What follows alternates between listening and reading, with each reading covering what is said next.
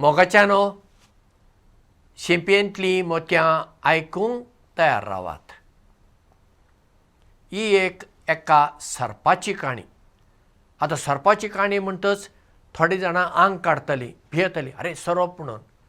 भिवपाची गरज ना. सरप सयत देवाची एक रचना. देवान आमकां रचल्यात तशें सर्पांकूय रचल्यात. एके राती एक सरप खाण सोदून असो भोंवतालो आनी एका ल्हान एका घरान भितर सरलो. थंयसर सगळ्यो घरच्यो कितें वस्तू दवरलेल्यो आसल्यो आनी तो असो चोरून चोरून भितर वेताना ताचें आंग थंय आसले एका खरवंतीक लागलें आनी ताका मातशें ताच्या खरवंत लागलो म्हणटच मातशें दूख जाता न्ही. सरपाक आयलो राग. आतां हो नाग सरप कितें करता? कोणी लागीं आयलो, आपणाच्या राकांत आयलो, तो फुलता असो उबो जाता आनी मागीर तो मारता. सर्पान रागान खरवंतीक मारलें ताचे तोंडाकच खरवंतीचे दांत लागले आनी ताका चड दूख लागली. तेन्ना ताका आजून राग येता. तो कितें करता? त्या खरवंतीक रेवड घालता. रेवड घाल्ल्यान खरवंतीचे दांत ताच्या आंगाक लागले आनी खंय सरप मागीर मेलो. आतां ही काणी. सरप कितें खरवंती कडेन वेतलो? म्हाका दिसना वेता म्हणून. मनजातींक चाबत, मनशांक चाबत. पूण ह्या काणयेंतल्यान आमकां शिकच्यो तसल्यो गजाली आसात. सरप पळया, नाग सरप तुमी पळया, धांवना, दिवड धांवता. मनशाक पळयलो म्हणटच दिवड धांवता. पूण सरप धांवना, तो थंयच रावता. कित्याक तो जाणा कोणी जर ताचेर झुजूंक येतात, ताका मारूंक येतात, ताच्या कडेन वीख आसा हें तो सरप जाणा. देखून तो उबो जाता आनी आपली तकली फुलयता आनी मागीर मारता. म्हणजे ताचे थंय एक गर्व आसा. हांव कोणाक भियेना, म्हजे कडेन ताकत आसा अशें तो जाता. आमी गर्वान भरप ना. कित्याक गर्वान भरलीं मनशांक कितें जाता? तांचें जिवीत कोडू जाता आनी तांच्या जिवितांत लुकसाण जाता.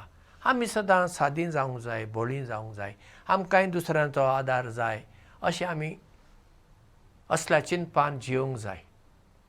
गर्वान भरप ना. आनी गर्वान भरलो मनीस कितें करता? तो दुसऱ्यांक त्रास करूंक सोदता. कित्याक ताच्या हातांत अधिकार आसा, ताच्या हातांत पदवी आसा, ताचे लागीं दुडू आसात, ताचे लागीं शिकप आसा, ताका जाय त्यांचो तेंको मेळटा. देखून तो आपूण व्हडलो म्हणटा आनी दुसऱ्यांक त्रास करूंक येता. दुसऱ्यांक त्रास करून करून शेवटाक कितें जाता? एक दीस ताणें केल्लें वायट ताच्याच माथ्यार पडटा. कित्याक कोणाक आमी वायट करता पळया, ती मनशां आमकां उक्त्यान वा गुपीत शिराप घालची ना? घालतलीच न्हय.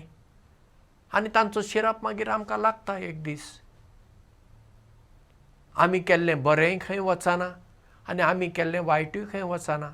तें पाटी आमकांच मेळटा न्ही.